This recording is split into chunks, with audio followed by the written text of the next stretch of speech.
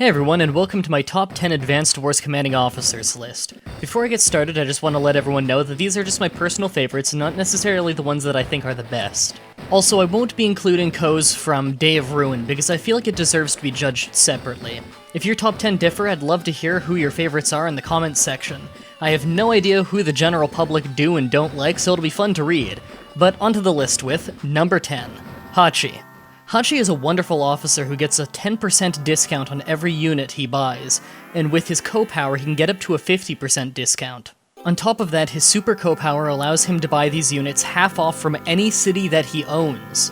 Although this is incredibly interesting, I do put Hachi low on the list because he's so overpowered that it isn't actually a lot of fun to play with him. Number 9, Rachel. Rachel is overall a pretty bland character with the ability to do an extra health point of repairs and a co-power that's just a generic luck bonus, but her super co-power is what's really interesting. She launches 3 missiles with an area of effect damage. The first one tries to hit infantry that are capturing buildings, the second one tries to do as much money worth of damage that it can, and the third tries to do as much damage in health points as possible. This is an incredibly unique and interesting ability that sadly is put on an otherwise bland character. Regardless, it's interesting enough to bring Rachel up to number 9. Number 8, Grimm. Grimm is a very cool concept for a character that I'm surprised they didn't make much earlier in the series. Grimm does an extra 30% damage when attacking, but has 20% less firepower when defending. It's a character whose strategy is completely based off the first strike bonus, my favorite mechanic in the game. On top of this, with his super co-power he can deal 190% damage on offense, nearly doubling his attack power. Grimm's playstyle is all about the very careful planning out of encounters so that you leave no valuable units in danger at the end of your turn, or no enemies alive. He plays a bit like a tactics-heavy max with powerful indirect units, and I love that. Number 7, Hawk. Hawk can be a terrifying co to fight on big maps.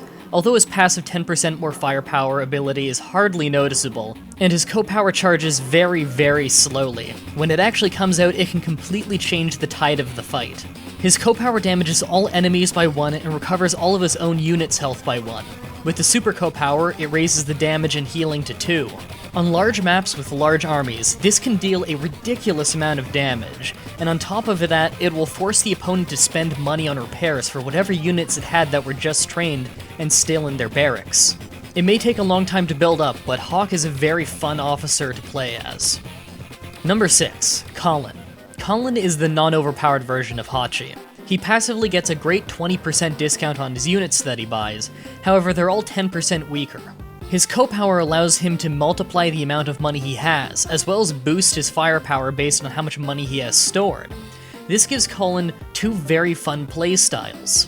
You can either use your discount to spam units and outnumber the opponent, or buy very selectively and pick your battles so that you can build up a ridiculous amount of funds through his co-power, using it to buy a handful of extremely strong units, then use his super co-power to ensure that anything they touch dies.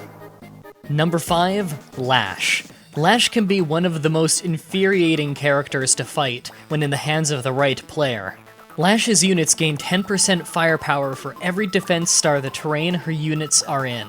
That means that nearly any battle happening on the ground, Lash will have at least a minor advantage unless you decide to leave your units on the road.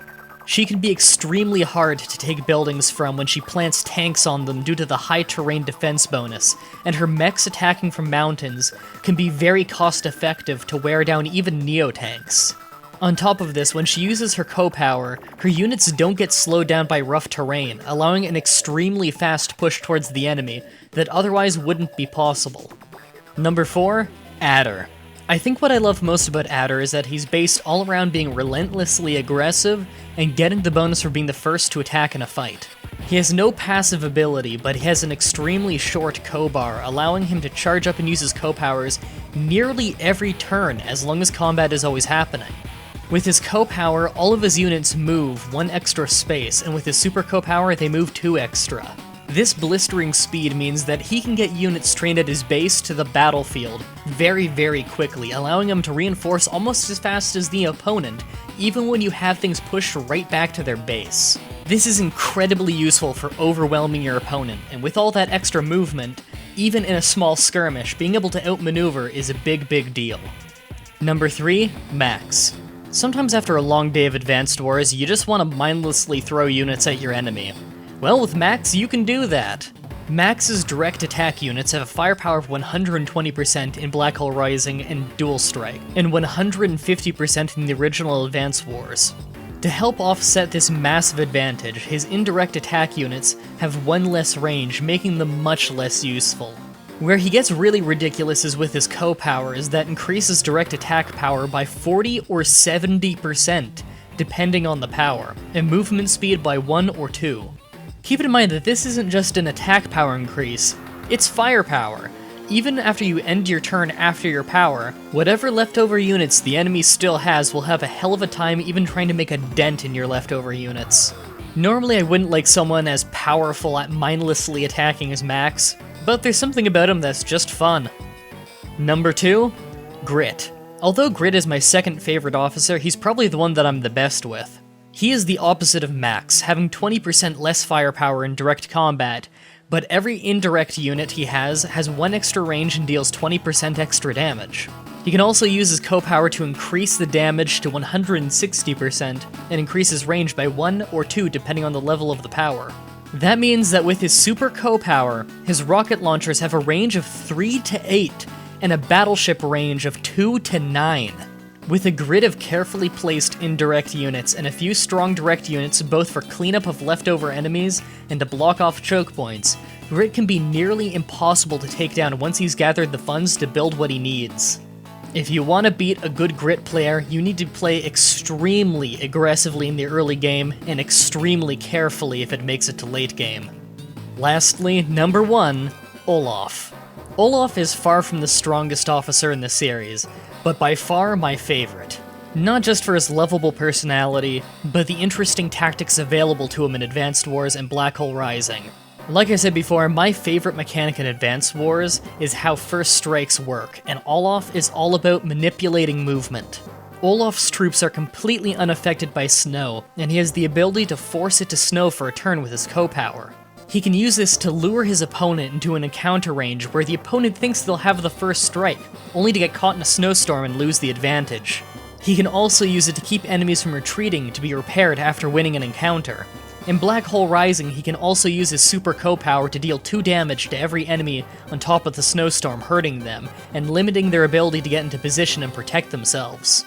Unfortunately in Dual Strike, they made Olaf a far blander character, getting rid of the movement penalty for snow and giving Olaf a generic firepower advantage in snow.